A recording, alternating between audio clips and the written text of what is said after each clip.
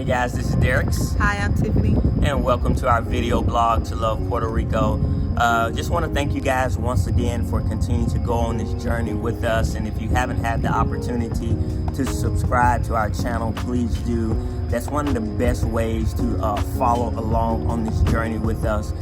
We do want to thank you for the people that have already subscribed. We want to thank you for just our friends and our support that we continue to get from all of you guys. So yeah, it's been great. It's been great. We loving it, and we're gonna even add new things. We're gonna try to step out the box and try different things with this YouTube channel. So we're excited, you know. But today marks the day of 10 years in Texas. 10 years, man. We left Mississippi and we came to Texas, and we're so excited that we can share this day with you. We've always, for 10 years, has celebrated this day, June 1st, you know. So it marks. Yeah, it marks, like,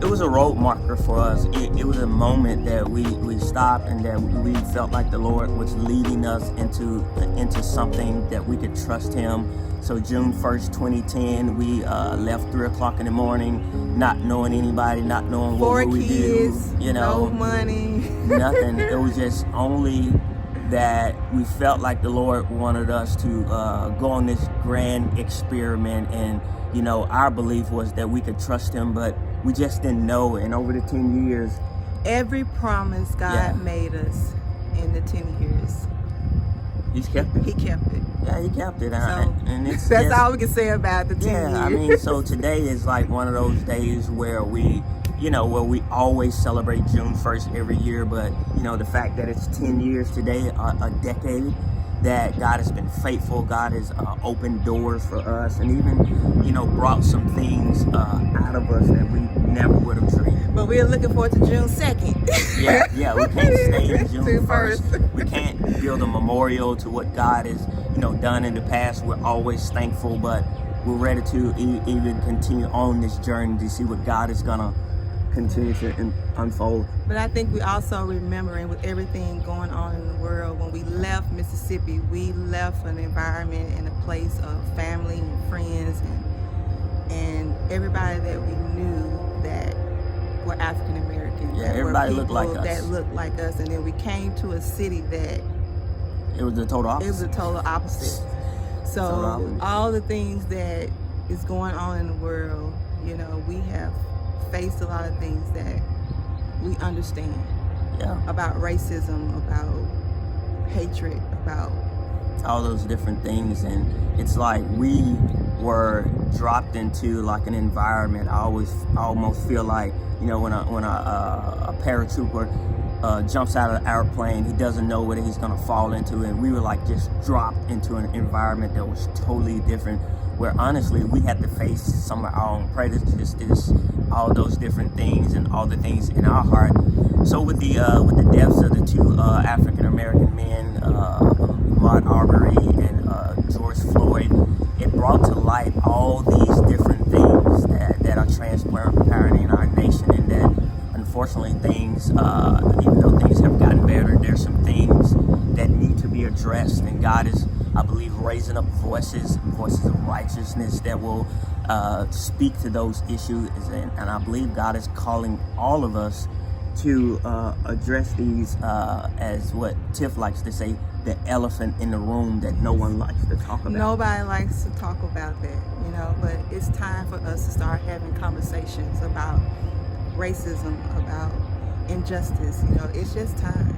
Yeah, I totally agree that it is time, and God, I believe, is highlighting this moment, not just for chaos, not just for disruption and things like that, but I believe God is highlighting these moments so that the church could begin to wake up, so that there's real unity, so that His Spirit can be poured out on all flesh as He promised. So we're excited about what's going on, even though we're nervous. You know, we have to have some conversations with our friends, even our friends that don't look like us. So we're looking forward to building those bridges. Yeah, I was gonna say that. Yes, that's good. You know, that's we know that that's what we were called to do, and to be a part of that. I think we've forgotten in this 10 years of being here to speak up and to say some things that needed to be said. You know, in truth and in love, and we know that's what God wants. But yeah, we've even had that spoken over us, prophesied that we would be, a bridge between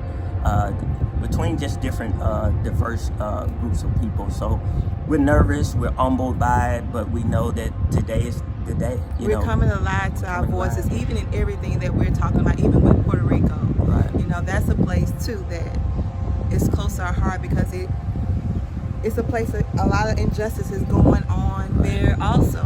You know, so it's like even a relationship that Puerto Rico has with the U.S. We know that a lot of that relationship and why it's strained because of racism and the views of people of color and things like that. So I believe that birth and how God gave us a heart for Puerto Rico is directly linked to our experiences as African Americans. So, you know, we're excited about going on the journey. Again, we're nervous. We don't know what it would look like. We don't know what, all our role is, but we know we're coming alive to that. And like we always do, we just say yes, and we'll allow God to work out those details. So we're thankful. We're thankful to be here today, living in Texas, living in Frisco.